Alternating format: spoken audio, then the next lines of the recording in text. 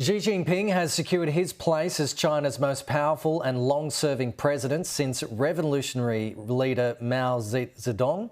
The ruling Communist Party has signed off on a third term for Xi, breaking an unofficial convention that limited leaders to 2 terms. Sky's Helen Ann Smith has details from Beijing. It was very much expected, but nonetheless, that still doesn't take away from the fact this is a huge moment in history, a massively significant moment for the Communist Party, for President Xi himself, but for China and the world as well. It is breaking with precedent for him to be appointed for another 5-year term. He's been in power for 10 years here, and according to precedent going back decades, that would mean it's time for him to step down, that it's somebody else's turn.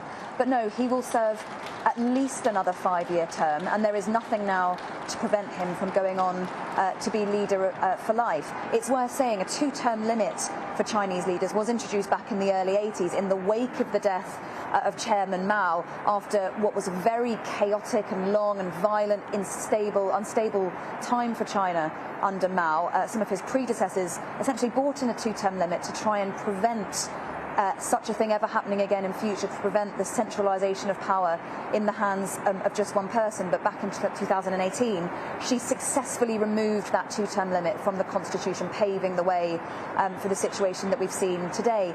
As part of that event that just concluded within the last hour, we also saw a revelation of Xi's new top team, what's called the Politburo Standing Committee, so essentially the 6 most powerful men in China after him. And actually the personnel on that team tells us all sorts of very, very interesting things as well.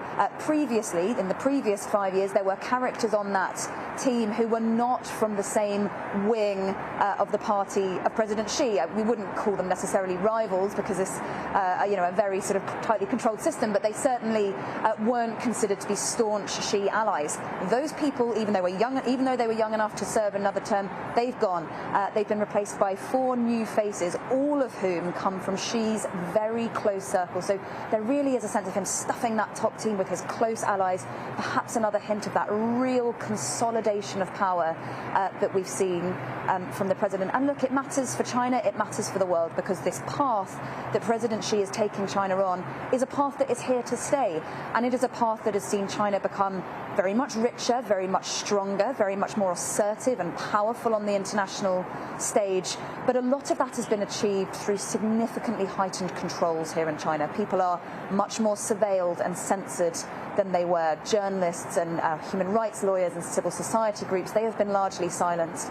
It is a highly more controlled and more authoritarian place than it was, and certainly for the international community, noises about the potential invasion of Taiwan, something that will worry them. In the speech that President Xi gave, he talked about choppy waters and a coming storm, so there will be analysis into some of those words as well. But certainly a very historic day here for China and for the rest of the world.